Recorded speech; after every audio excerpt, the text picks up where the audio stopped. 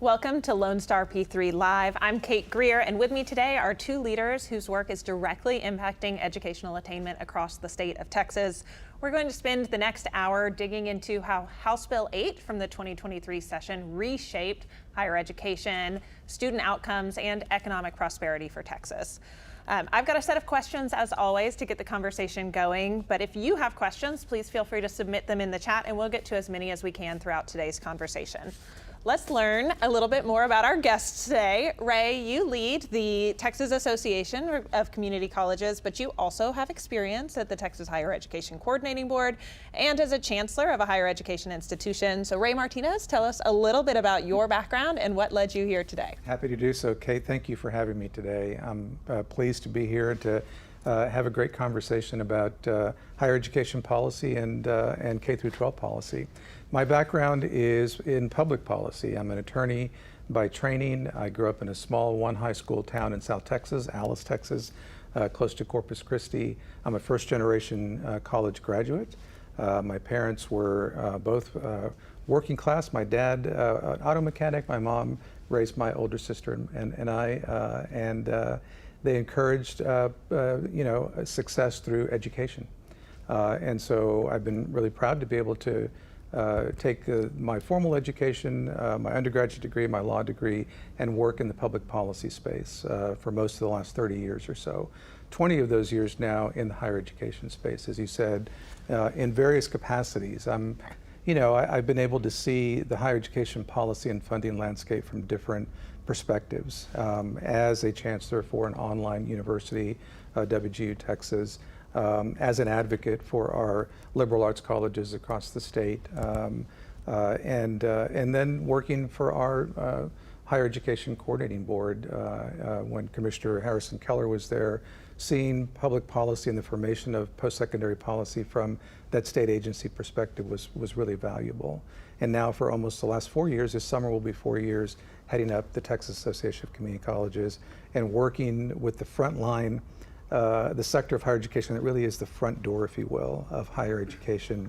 Then I know we'll get into further discussion about that. Yeah, well, TAC's very fortunate to have you, and we're grateful to have you today. Ben Mackey, you lead work for the Texas Impact Network, which is an organization that has been around for several years now, working on implementing reforms passed by the Texas legislature, including some of the outcomes-based reforms that were passed back in 2019 through House Bill 3, things like college, career, military readiness bonuses. But you also have experience in the K-12 system as a school leader and a teacher. Tell us a little bit about your background. Yeah, thank you for having me. Honored to be here with you, Kate, and you, Ray. Excited for this conversation. I was born and raised going to public schools, got into education by way of Teach for America and taught in public schools in rural Mississippi, and realized very quickly that the public schools that I was teaching in did not look like the public schools that I grew up in, and it put me on a path in terms of public education. So I taught math for a number of years, moved into being a principal, and eventually assistant superintendent, all working in K-12 public school systems. And in fact, when Texas Impact Network was getting started in around 2019, when Texas passed House Bill 3, kind of reorienting finance reform in K-12 systems, I was an assistant superintendent in a district, saw this all come in front of us, that, oh, look at all this great opportunity. And then the question was, I don't have time, effort, or energy to be able to spend doing that stuff. I have to open schools in a week. We have coronavirus next, and we have to figure that out. And so I never thought I was going to be on the other side of that at Texas Impact Network, which we actually engaged with when I was in the assistant superintendency. But what the Texas Impact Network actually does is really help make, when these policies pass with all of the best intention and tons of work to get them over the line, there still needs to be a nudge on implementation. And there's so many other things thrown at school systems to be able to help remove as many barriers as possible and make it as easy as possible for school systems who want to implement some really good policy, do so with as minimal effort as possible, so we can learn what's working and what's not working, and also help them see what it's like to actually implement these policies. And so I've been thankful to be at the Texas Impact Network, working and supporting districts around the state on implementing the policies passed by the legislature, including House Bill 3, House Bill 8, and some of the others we'll get into. Well, really excited for this conversation. Before we dig into the nitty-gritty, I do want to set the stage a little bit about what these bills did. Ray, I want to start with House Bill 8. that has been around for 3 years now. That's crazy. It's crazy, right? And I want to talk about what led to the change, right? So oversimplification is state funding for community colleges prior to House Bill 8 was mostly driven by contact hours. So the number of students that were in a seat any given day. Shifting to a performance-driven funding stream was much different. So walk me through what TAC saw that made the case for change. Yeah, happy to do so. So I think you're right. It really was a fundamental transformation for our 50 community colleges because, state revenue, so there's 3 primary sources of funding for our community colleges. On average, before House Bill 8 was implemented in 2023, about 21% of funding for instruction and operations across our 50 community colleges comes from general revenue, from the state legislature, state revenue. Probably about 25 to 30% comes from tuition and fees collected from students who enroll in our 50 community colleges, and the rest comes from ad valorem taxation for taxing districts for all 50 of our community colleges. But if you looked at the trend line prior to the passage of HB8 in 2023, the amount of state revenue going to our community colleges was really sort of on the downward trajectory. And there were different reasons for that, but I think our sector came together to say, what can we do differently? How can we focus the work that we do across 50 community colleges, the largest sector of higher education? Today, we proudly enroll over 745,000 students across 50 community colleges. That's in comparison to about 675,000 students across our 4 universities, public universities in Texas. So we're the largest sector of higher education, and we knew that perhaps the funding model that we had in place prior to House Bill 8 was just not keeping up with the demands and the shifting workforce that we saw across the state of Texas. We knew that we were in many ways sort of the backbone of continued economic vitality, if you will, for our state's economy, and yet we felt like the funding model was mismatched to what we could produce in terms of a skilled workforce. So the 50 community colleges came together. There was a 12-member commission that was formed in 2021 through legislation that was led by Mr. Woody Hunt, a very prominent businessman out of El Paso, but also somebody who's impacted public policy in many different ways for the state of Texas. Mr. Hunt and the 12-member commission came up with recommendations after a year of hearings. And really, I'm a former legislative staff member, and I've seen blue ribbon panels or commission reports come through. They get handed over to a member of the legislature, a chair of a committee, and it goes on a shelf and usually starts to collect dust. That did not happen with this commission report. It was issued in November of 2022. And if you look at House Bill 8 and compare it to the final recommendations of this 12-member commission, you will find that 80 to 90% of what was recommended made its way into legislation, and it's now House Bill 8, or what we call the community college funding model. Why was all of that necessary? There are lots of reasons why. I think one of the big reasons why 2023 was the right time to make this change. The state's population continues to grow, but we had seen census data come through from the 2020 census that showed Texas as leading the nation in terms of just sheer population growth. And I think for many folks, including the state legislature, it became important for us to say, okay, we're growing as a state in terms of our population, growing faster than any other state in the country at the time. And that's great. That's great to keep the vibrancy of our economy going. But are we actually matching the skill sets that we need with the jobs that we know are either available today or that will be available if we have a line of sight to the next 5 or 10 years? And I think that was the imperative. House Bill 8, it impacted all aspects of what we do as community colleges, because we confer academic degrees as well as career and technical education certificates and certifications. But House Bill 8 at its heart really was a workforce education bill. And I think the legislature saw it that way, and they knew that if there's going to be any lever of higher education that can be impacted and changed for the better to better match the skill sets that our state's going to be needing, Why not our community colleges? 90%, more than 90% of current technical education credentials across Texas emanate from a community college. We have a wonderful TSTC system in the state. We have wonderful Lamar institutions, our state institutions. They're great, and they're going to continue to contribute. But the fact is, the sheer volume of students that we serve, over 90% of current technical education credentials come from our community colleges. So if you want to impact and have a better match of the population that we are welcoming to the state with the skills that we need, the community college is where you want to go. A bit of a long-winded answer, but that kind of gives you a snapshot as to why I think we were able to be successful in a bill that was passed unanimously in 2023. It was. That was a pretty impressive moment for all of us to watch. And I want to talk a lot about the career readiness throughout today's conversation. But Ben, the community college conversation was not in isolation. If you look back a few years prior with House Bill 3, the legislature had kind of teased out, what does it look like if we look at outcomes that we seek to achieve, and then tie funding to that, specifically in high schools for K-12. Those college career military bonuses really caused school districts, or the intent was to cause school districts to look beyond the horizon of a graduation stage. You work with schools across the state. What is happening? How has that incentive changed behavior in schools? Yeah, I continue to be astounded by how powerful of a driver accountability systems are in motivating adult behavior. And, you know, I come from this as a person who was in a school district charged with understanding the accountability system in my role and making sure that we were hitting those accountability metrics. It's possible to take that as like, oh, you're just trying to game the system, but that's not the whole point. The whole point is to create a system that we think has the best shot at preparing our kids, which I'll give Texas a lot of credit for. I think they've consistently done this with the A through F system. School systems go and do that, or now in the case of community colleges go and look at their credentials of value and go and do it. And then we learn what's working, what's not working, and then we adjust that system. And I think House Bill 3 did this, recognizing that there's a broader definition that we have for college career military readiness, but all of the different indicators that could get that information, or a student could get credit for, were not created equal. An associate's degree, earning an associate's degree by graduation of high school, weighted the same as passing one dual credit English course. Obviously not the same element there.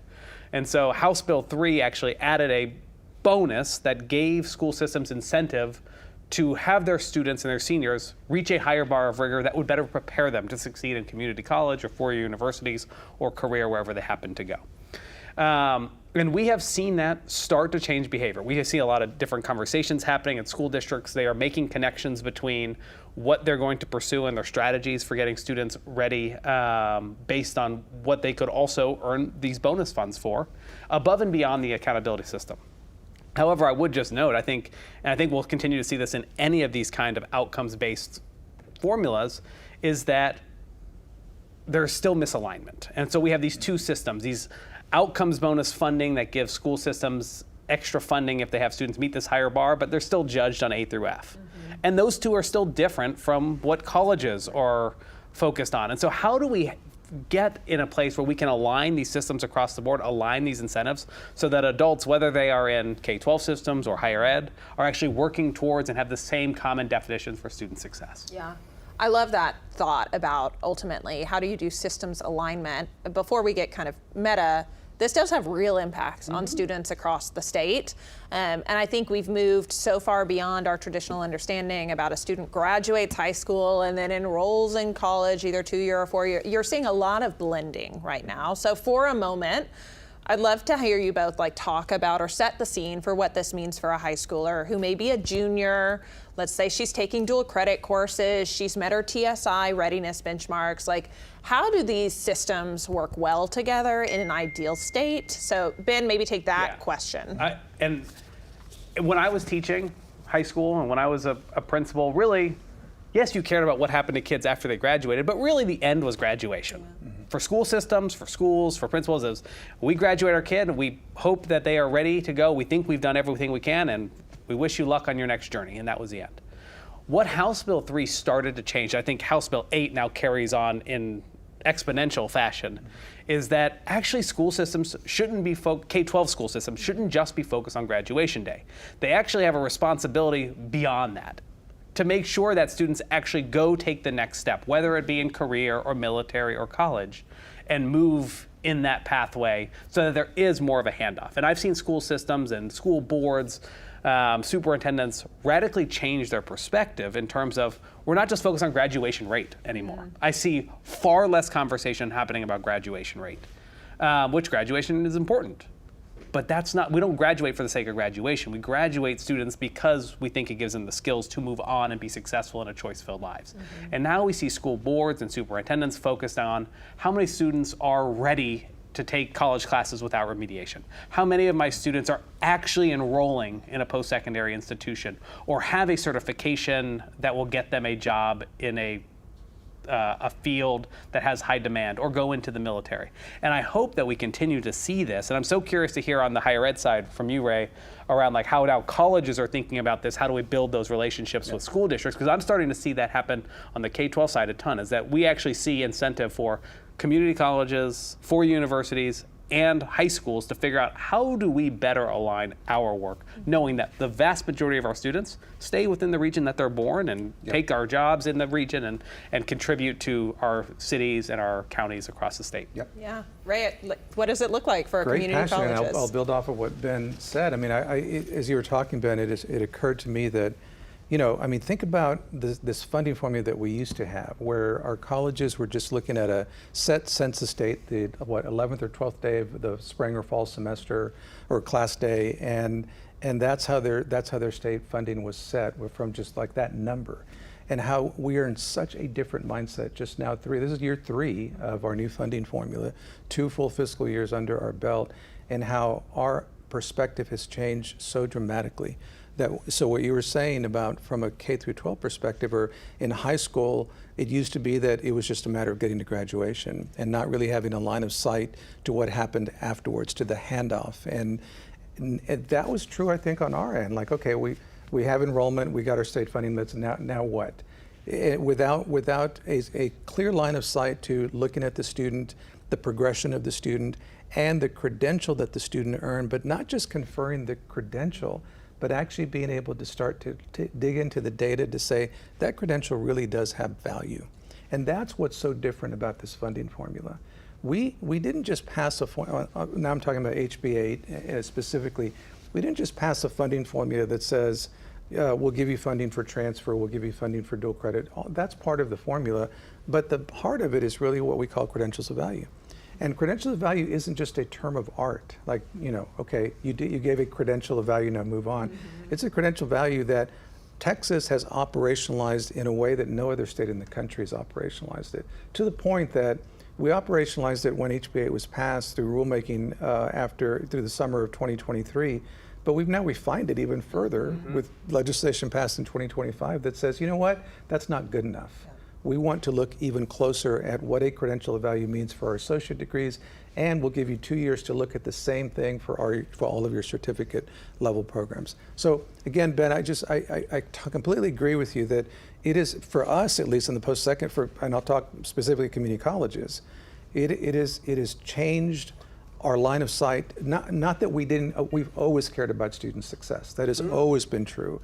We've always cared, use our resources to scaffold students and make sure that they have the support they need to get to that credential. But House Bill 8 was an absolute game changer in how we're looking at this and making sure that we don't lose sight of the student just because they walk the stage, but that we're looking at the data to make sure that when they walk the stage, that credential from South Plains College in Levelland actually is going to mean something for that welding technician or that automotive technician, et cetera. And I would just like to add, I think one concrete example of this that I find really interesting, and I don't, you know, it came out organically. It wasn't planned from the beginning.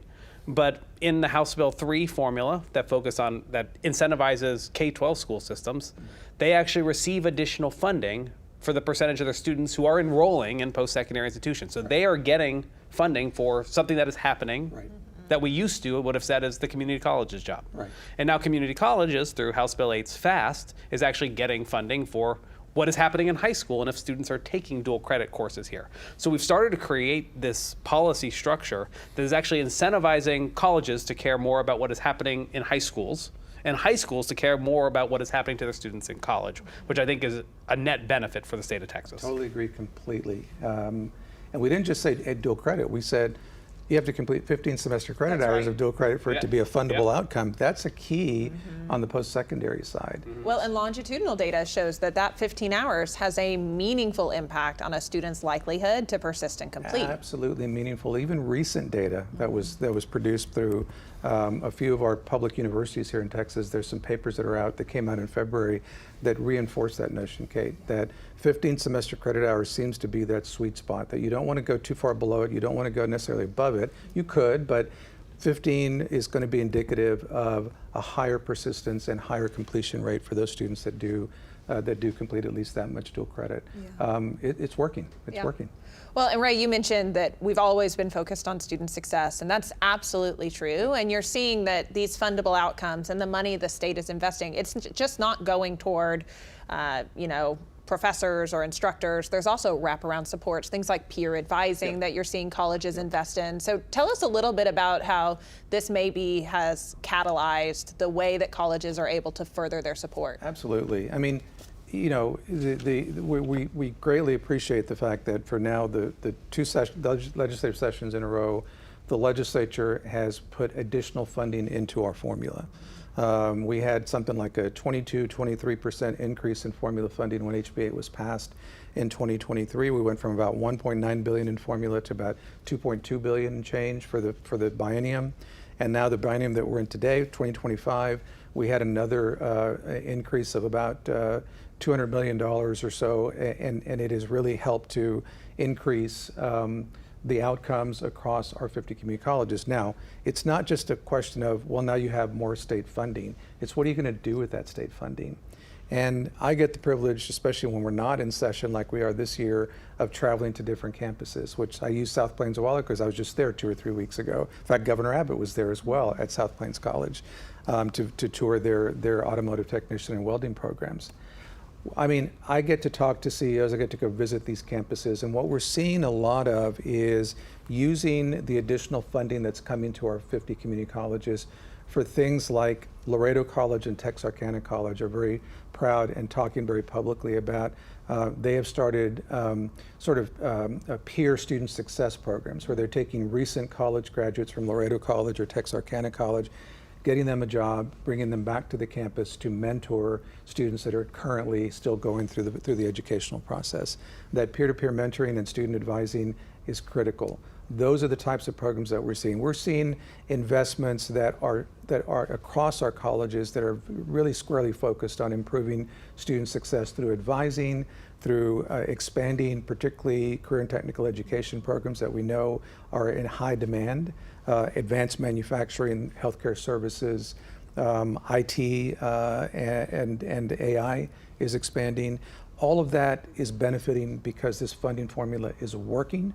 And our colleges are earning the funding that they're getting from the state legislature because of the outcomes. So much so that we're kind of outperforming. We can talk about that when you're ready. But we will. Yes. Yes, exactly. Yeah. So, yeah. I want to bounce back to dual credit for a moment because I do think this is at the crux of the intersection between high school, community college, how we're supporting these students.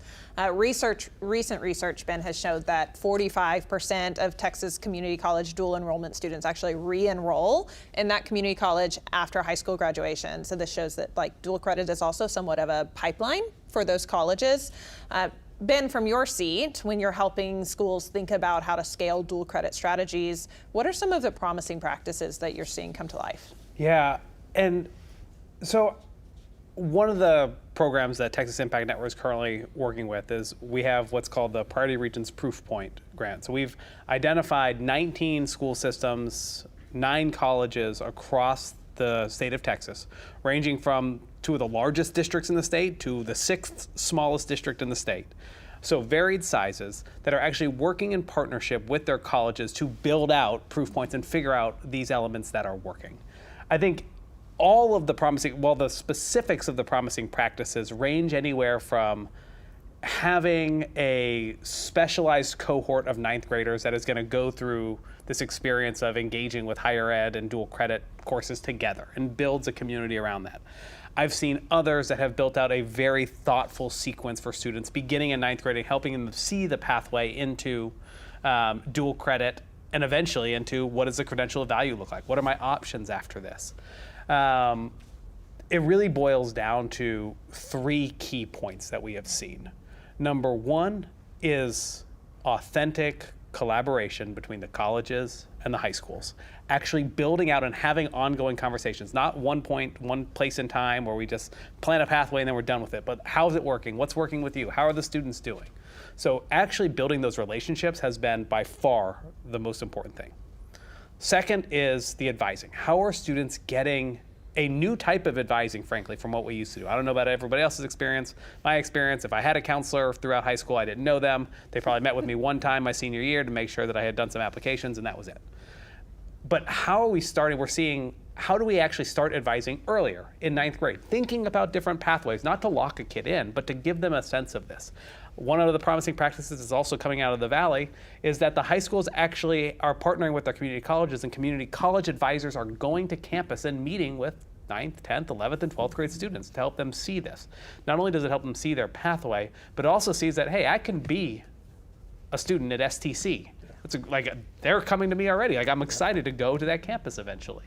And so you start to see that connectivity point happen.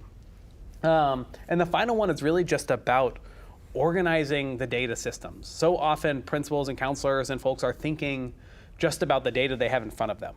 But really in this kind of new partnership, we need to understand how the kids are doing in their college courses, separate from the high school, and it'd be helpful to, when the college teachers or counselors know how the students are doing in high school, we can help triangulate and surround those students with support.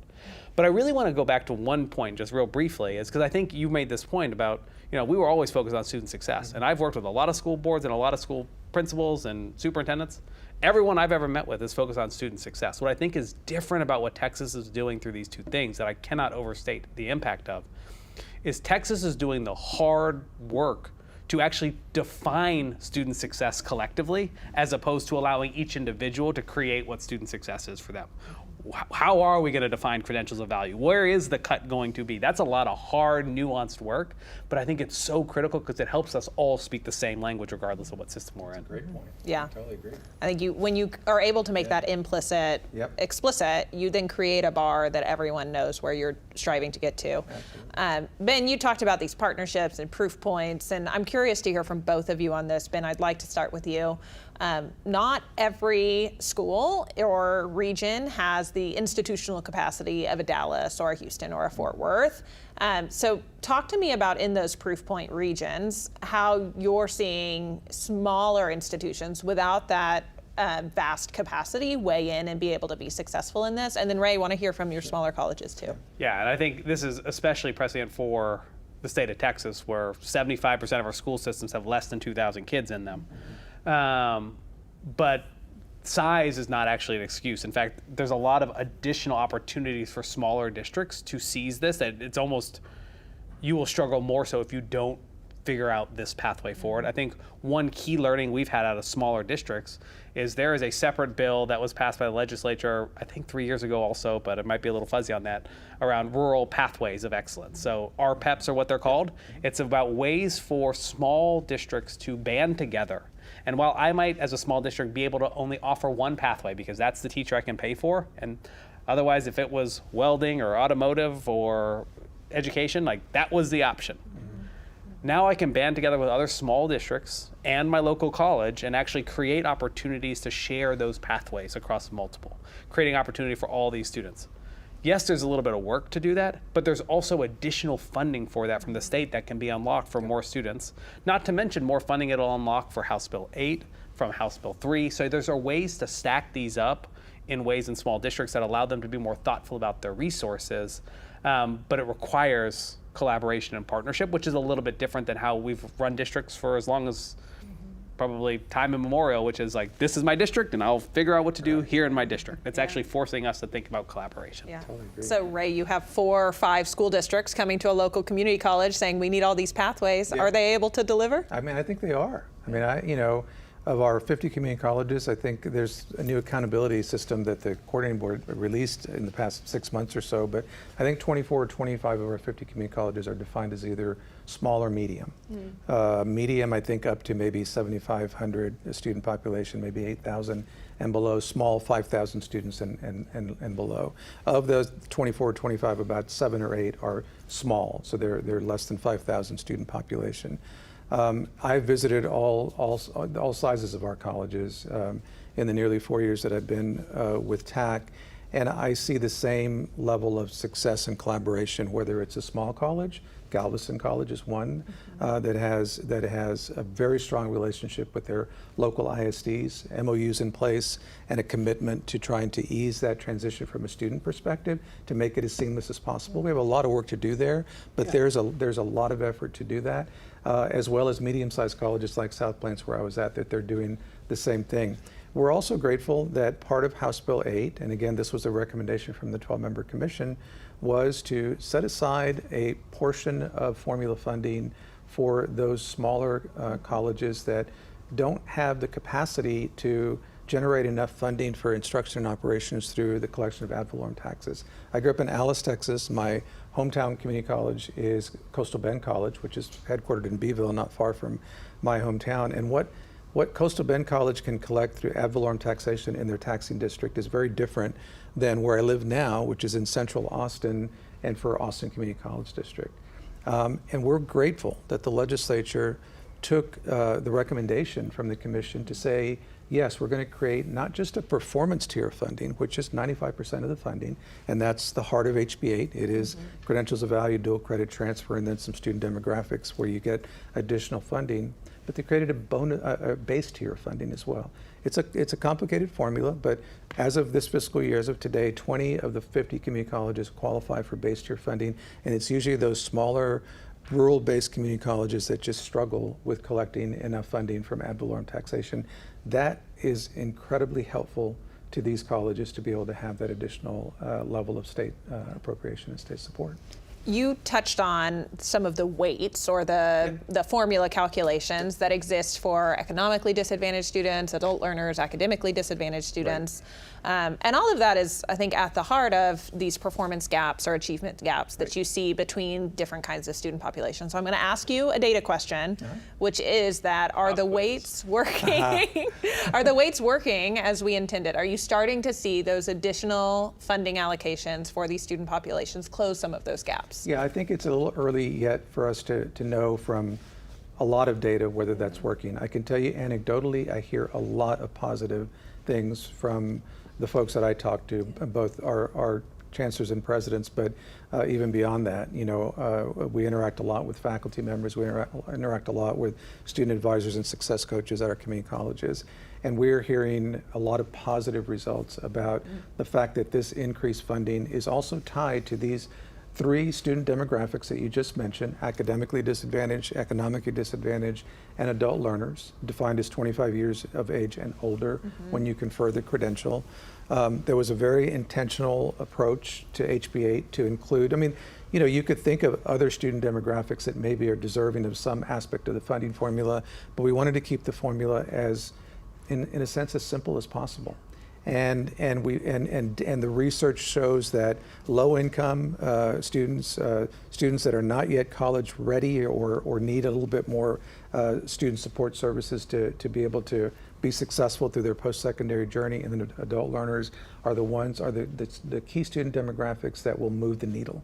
And I think we're starting to see that. We'll start to see some data here pretty soon that shows if it's really working from a data perspective. But we feel very, very confident that things are moving in the direction that they were intended to move. Yeah. And you see similar weighting on the CCMR outcomes bonus side as well, right? So more money for economically disadvantaged students or special education students.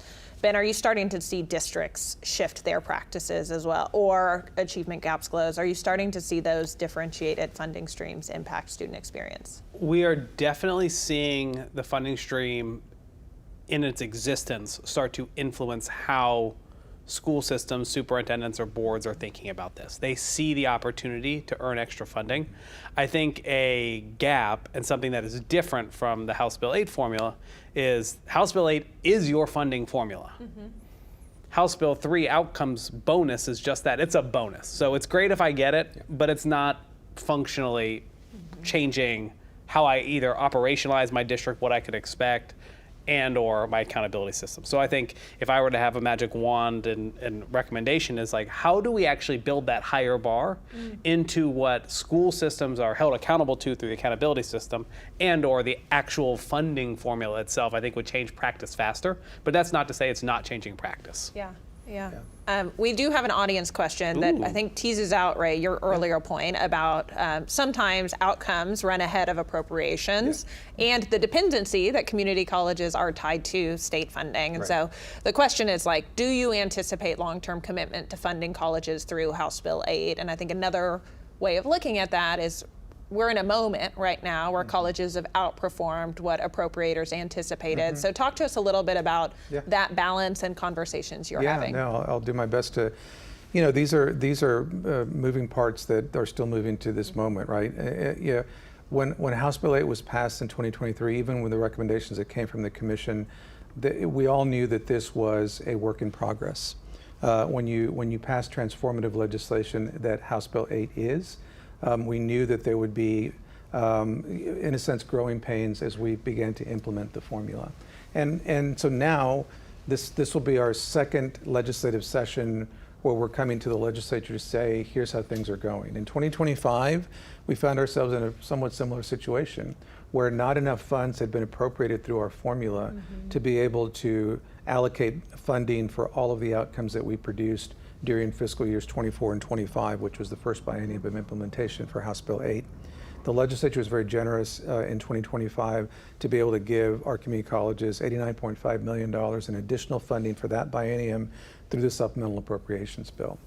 Where we find ourselves now is in a similar situation, Kate, but perhaps a little bit, more significant in the sense that right now, I'll let the coordinating board sort of put the official numbers out. I don't have their numbers in front of me, but it's a significant overperformance beyond what is appropriated in our formula right now. And the coordinating board is the trustee agency that implements our formula. And what they've have explained is that there's not enough funding in formula right now to be able to pay for these dynamic adjustments. In other words, for the increase in outcomes that were, in a sense, not fully anticipated. So we're gonna find a solution to this, and we have some rulemaking solutions that we've collaborated with the coordinating board on. But what I can say is that from a legislative leadership perspective, I am confident. Part of my job is to talk to folks at the state capitol almost every day. And that includes, of course, our legislative leadership offices, the governor's office, the speaker, and of course, the lieutenant governor. And I can say with extreme confidence, there is great support for our funding formula, great appreciation for what our community colleges are doing to be the backbone of our post-secondary infrastructure, especially with our CTE training and even the academic degrees, of course, that we confer.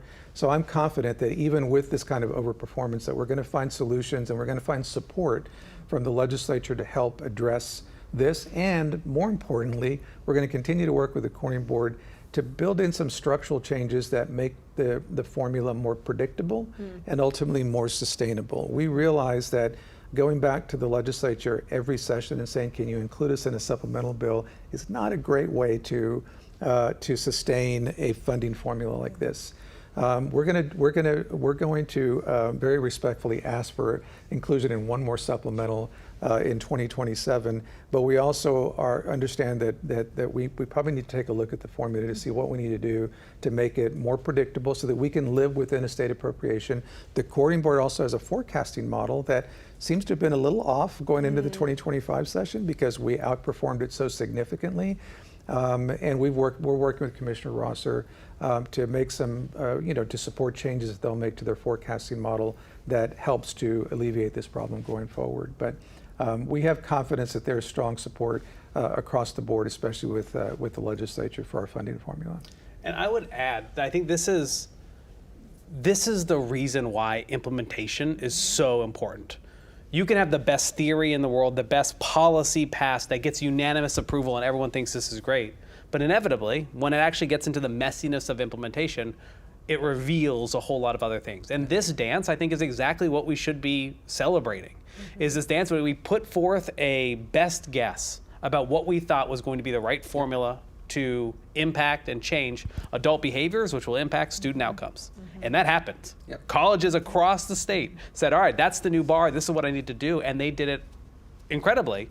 And now it's this back to the legislature's turn to figure out, okay, what adjustments do we make to better change this? We saw this, even though it didn't have as big of a dollar tag, we saw this exactly on the college and career military readiness side for school districts in terms of accountability. You know, of these 13 different areas that a student could get a check mark, one of them, college prep, was put in there as a really good idea to help get students across the line. But what we saw is that very quickly some districts had all their students in college prep and weren't meeting in other areas. That's not necessarily a problem. They were doing what they thought was right for their students, and now we can adjust the bar based on that learning. And I think this is the kind of dance that says we have a healthy policy environment. When we're changing policy, it changes adult behaviors and implementation. We get new information, and then we go make the change to policy again to improve that. I couldn't agree more. And you probably heard me say this before, Kate. I'd much rather be in a situation where we're saying to the legislature, we have overperformed, and hopefully we can get some of that funding back, versus us giving money back to the legislature because we did not perform the outcomes that were expected. Yep. This is a success story. Yeah. And Ben, you said it so well. I mean, it truly is indicative of a formula that is working. And we're going to continue to make the changes that we need to, but we're moving down the right path without question. You know? I like the concept of seeing this tweaking or evolution as an asset to the system, Yeah. where you can hear practitioners and their experiences directly impacting what the state or how the state responds, Yep. and still keeping that bar clear. I do want to dive in a little bit deeper to, this is another audience question, the kinds of pathways that school districts are creating in partnership with community colleges, or that community colleges are helping their students reach, and how closely is Texas, understanding that we're probably leading the state on all of this, or the nation on all of this, how closely are we able to tie those pathways to things like workforce demand, with the ultimate goal of making sure that it's not just that a student leaves with a piece of paper, it's graduation day here at UT, but like they can actually go do something with this. They can improve their self-sufficiency, family sufficiency. Yeah. Ben? So I think this is an area that we are leading the nation in, and we have a lot of room to grow. I think specifically, the more that we can do the hard political work to get into alignment about what success looks like, which credentials of value are truly credentials of value, what the bar is for those, and to merge these languages. Currently, we still have different languages between K-12 systems and their industry-based credentials that are being identified as a success for students. Those are different lists than the credentials of value that colleges are. Some of them align, some of them don't align. If we could bring that to one list for Texas, that would be a win in my book. But I think regardless, even in the absence of that, what we do see is this continued refinement. Even on the K-12 side, we see credentials fall off the list. Those actually aren't aligned to credentials of value based on this definition, so we're going to remove some of these. So there is a continual improvement process. That dance that I referred to in the last one is happening and is working. But I think what would really matter is to get one common language between the higher ed side and the K-12 side on what credentials of value are and how they ladder together. But then also, I would love to see, and we haven't found the right way to do this yet, how do we get ISDs and school districts data on what is actually happening to their kids beyond college? We know if they enroll, but then what happens beyond that? What happens in 6 years? Do they have a job? Is it a living wage? How do we help give, even though there's a delay there, school systems the understanding about what is actually happening to their graduates? Because not an educator I know doesn't care about what happens to their kids after college. And if we can get that data in front of school systems, they will pay attention to it and actually alter what they're doing to put their students in a better position for success. Yeah. I'm not sure I can add too much to that because I think Ben hit it exactly right. I think we are leading the nation in many ways, in part because HB3 and HB8 have caused much more intentional collaboration between our particular community colleges and the ISDs that they work with in their locality. But I do think that there is this disconnect between the IBCs offered by our high schools and what we consider a credential value in the post-secondary space. And I think that is, I will say I'm optimistic because I think a lot of work is happening. The tri-agency work initiative here in the state, I think, is addressing or trying real hard to now address this issue. And I sense that Commissioner Morath, Commissioner Rosser, of course Chairman Esparza, that they're all that there's a commitment among those three agencies to make sure that we can connect better and solve some of these issues. I don't know that we can do it in one legislative session. It's so complex. I mean, again, that's how I describe the K through 12 space. It just seems so complex. But I think that there's a commitment that, and even just you articulating it, Ben, I mean, that we have to be, there has to be better alignment. I know from a community college perspective, often in my conversations with CEOs, they're talking about we're ready to commit to putting the hard work into making sure that we can better align these outcomes, and I think we're going to see some progress in that regard. Yeah, and I know the Workforce Commission is also working on its data collection to make sure that we can actually get feedback on that wage record question and the UI data collection. Which They are, yeah. Senate Bill 1786 required the Texas Workforce Commission. They were already working on this, but this provided some additional, I think, funding and a policy imperative for us to have enhanced UI wage records so that we can have a better line of sight to what happens when that student achieves that post-secondary credential and what kind of a job do they get, what their earnings are, et cetera. We need that data. Yeah. We've spent about 45 minutes now talking about the great things and things that we want to tweak and get right.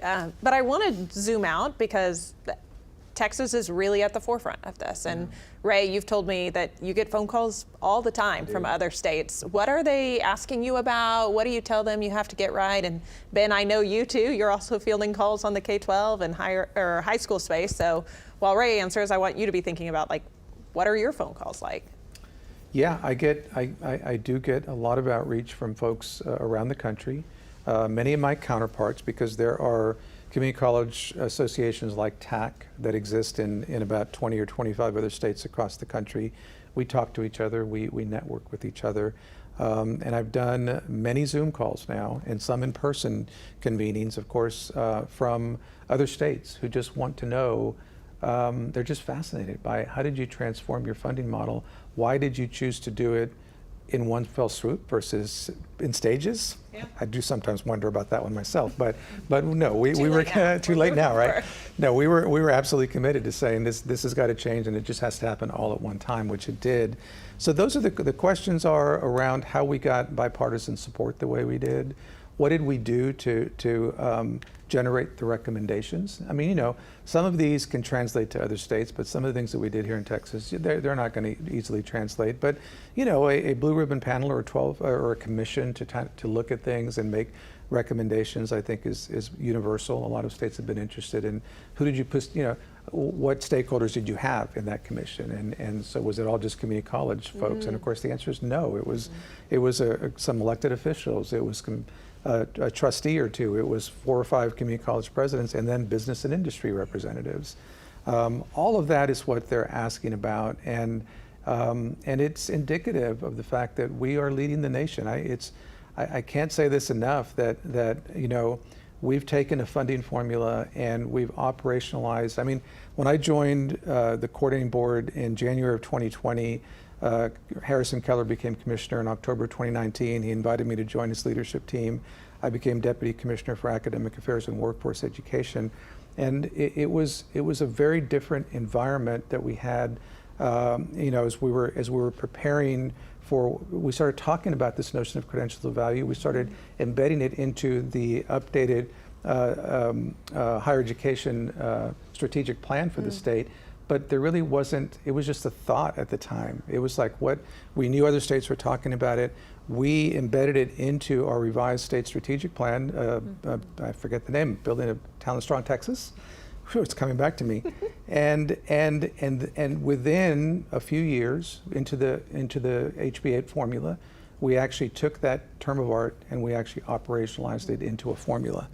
And then in 2025, we took that formula and we said we can do it better. And that's what we did with our, so I say that because when I talk to other states, they're just thinking about what is a credential of value, as opposed to be nowhere near being able to operationalize what we have done now over the past 3 years and continue to refine.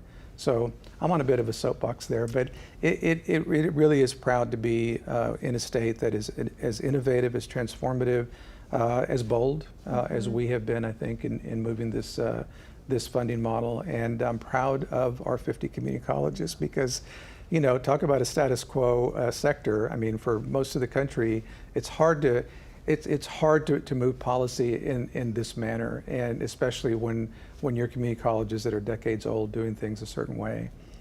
We did it here in Texas, and we're implementing it. It's pretty impressive. Yeah. Ben, I know that you're also fielding questions a lot about what does it look like to implement policies well? How is Texas leading on the areas it's leading? And you've touched a little bit on the A through F side of this as well, and the CCMR indicators. I imagine you're also getting questions about that as well, now that Texas considers differentiating those indicators within it too. So tell me about your perspective about how Texas is situated within the national context on these efforts. Yeah, well, as I say, everything is bigger in Texas, including the size of our bills and the amount of different ways and things we pack into them. So in K-12, we've packed a whole lot into these omnibus bills. But when you actually look specifically at all the different programs that have been made possible, most of the conversations I'm having with other states, I've had the opportunity to testify for the Maryland legislature about the additional days school year program, et cetera, are mainly focused on particular policy elements we have within these bills, like ADSE, like the teacher incentive allotment, like the rural pathways in Colorado, thinking about work like that. So there is a lot of really unique elements and programs that I end up spending a lot of time with either other organizations in states, legislators, legislatures, talking about what's working, what's not working in Texas. And I think this is where LONESTARP3 really comes in, which is, we have the policy get passed, great idea, there's a lot of people interested in that, but then we actually have to do the work to make sure it gets implemented. But then we've got to be able to tell the story of actual success. Did it work or not? And how do we continue to use what we're learning to refine this? And I think once we have that information, it's a lot easier to tell the story about what's working and what's not working, because nothing's ever perfect in practice. That gives other states the blueprint to be able to take and run with.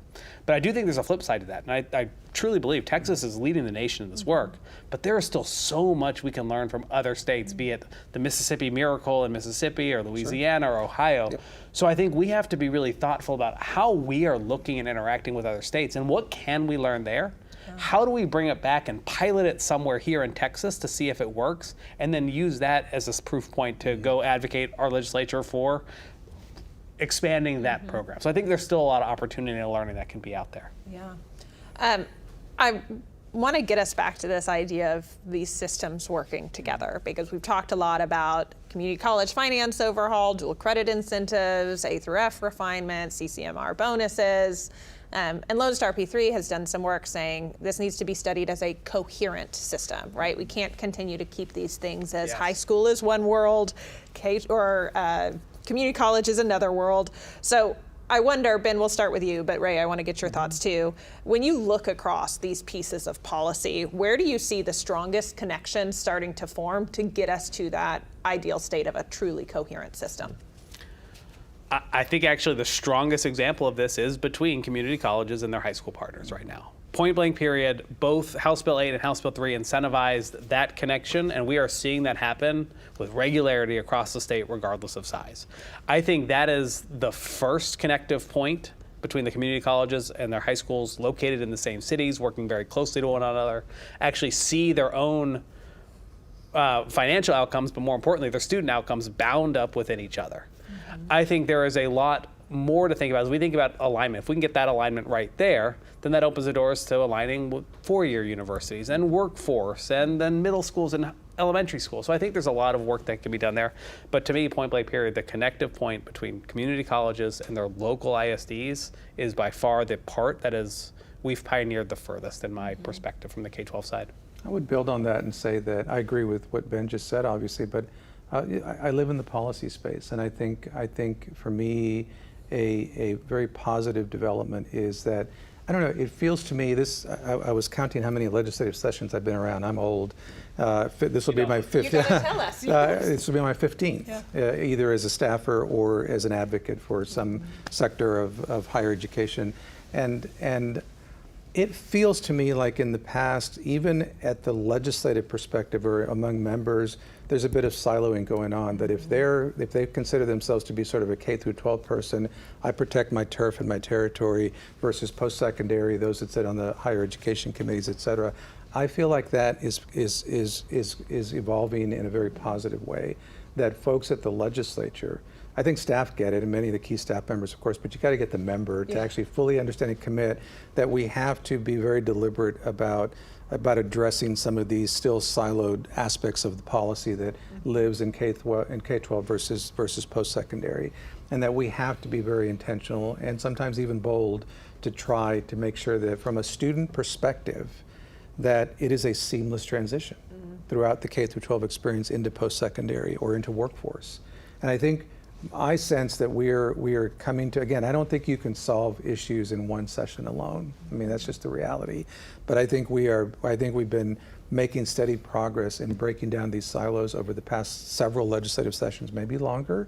But we're starting to make real progress, and I think we'll see more of that in 2027. So, I think when other states are really just, divided on so many issues, I think we're very fortunate that I won't speak to K through 12 because I don't live in that space, but in the higher ed space, we have genuine support and I think a genuine commitment from leadership and from key members of the legislature to break down those silos and make sure that students are being served to the best of their ability. I would just simply echo that. I think it is true for K-12 as well here. Yeah. Well, and I think you've spoke earlier about the tri-agency as well. So this is also happening at a state level with how are they partnering together. We have room for about one more question. So my closing question to y'all is always the magic wand question. Ben, you referenced one earlier, but if you could remove one barrier between K-12, higher ed, and let's throw in workforce, because at the end of the day, we want folks to be ready for employment, what would that be? What barrier would you choose to remove if you could snap your finger tomorrow, Ray? Well, I mean, I will build off of, again, what Ben said earlier. It's data. It is the fact that we need a line of sight to better, more granular student level data that shows us how we're doing. We ought to be held accountable. If we say we are producing credentials of value, can we prove that they're credentials of value through data that shows that the student that earned that credential and is now in the workforce is making the wages and having the economic mobility that credential is supposed to give them. If it's not happening, we should be held accountable for that. So to me, the magic wand barrier is that we need better data collection and well, maybe not collection, but certain better data infrastructure. And I think we're getting there. So that's not a complaint. It's just that it's still a barrier. Yeah. And that's synthesizing, right? Like removing that capacity for institutions who may not have a full-blown data shop to be able to That's internalize. exactly right. Yep. Ben? Whew, I had two that I couldn't decide between, and he said one of them, so it made it a lot easier. I think the other one that I would add is we need a common language. The tri-agencies have done a lot of work to build this collective work together, but we still have three different definitions for everything, three different ways of thinking about things, despite all the great work that's happened so far, but it's a long process. It's not something that you can snap your finger with and be done overnight. If we could get to a point where the Workforce Commission, higher ed, and K-12 were speaking, when they said credential of value, we all meant the same thing. We talked about industry-based credentials that count for accountability. They're the same ones that count for funding or whatnot. If we can get to a common language across all elements of our state on some of these, I think that would go a long way to allowing us the opportunity to then hold ourselves accountable to this. Yeah. Because at the end of the day, there's an advisor trying to make sense of all of this and advise students on the other side. Well, this has been an incredibly refreshing conversation. I always love it when I hear people push for the so what, right? We're not just wanting completion. We want folks to actually end with something. So thank you so much for your time today. You. If this conversation has sparked questions for you, we would love to hear them. LONESTARP3 has also published a full landscape analysis and research framework on public education finance in Texas. You can find all of that at LONESTARP3.org. And if there's something you think we should be investigating as House Bill 3, House Bill 8, both of them continue to evolve, please reach out. This is exactly the kind of input that shapes this work. Thank you for joining us.